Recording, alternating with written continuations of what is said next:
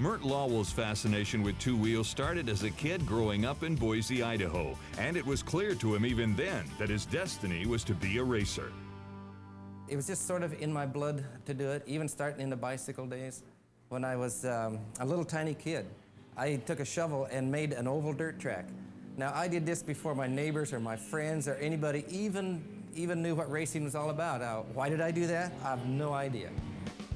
During a career that spanned 19 years, he racked up 15 national wins, and his career peaked in 1969 when he became the AMA Grand National Champion.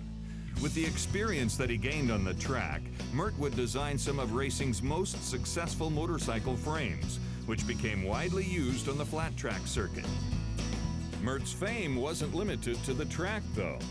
In 1970, filmmaker Bruce Brown cast him as the champion motorcycle racer in the Racing Classic on Any Sunday. Mert's racing career came to an end in 1977, though he continued to run successful race teams. In 1990, Mert used his expertise in building motorcycle frames to design suspension frames for bicycles, whose innovative designs would win many World Cup downhill races.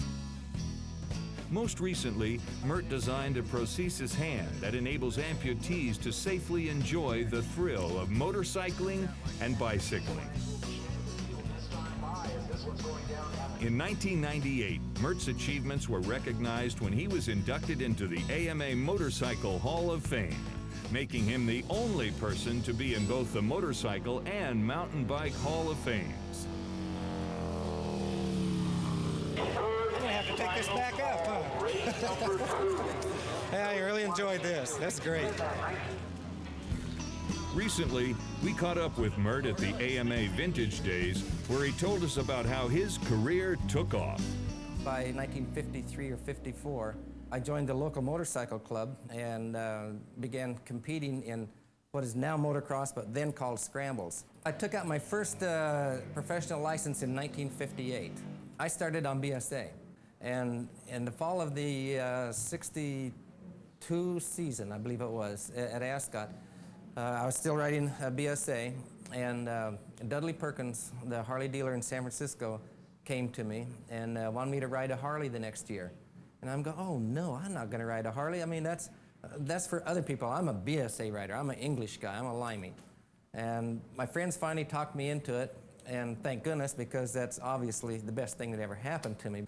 Within 2 years, I was on the Harley factory team, and for the next 13 years, I was on the Harley team, and they, of course, took me all the way through to being #1 ultimately. His first professional win came in 1965 at the famed Sacramento Mile. It was this victory that brought him full circle, back to that magic day he spent in Sacramento as a youth watching his hero.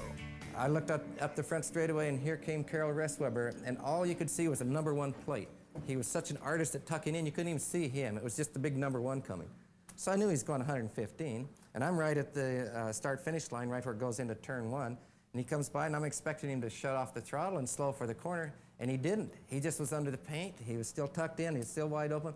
Finally, he got to the corner, and he just raised up and skidded it sideways, just like that, and my heart left me. I said, people can't do this. This is impossible. This cannot be done. 5 years later, I win the race. Mert Lawwill is truly one of the good guys in the long line of racing heroes that rode Harley-Davidsons. Thanks for the memories, Mert.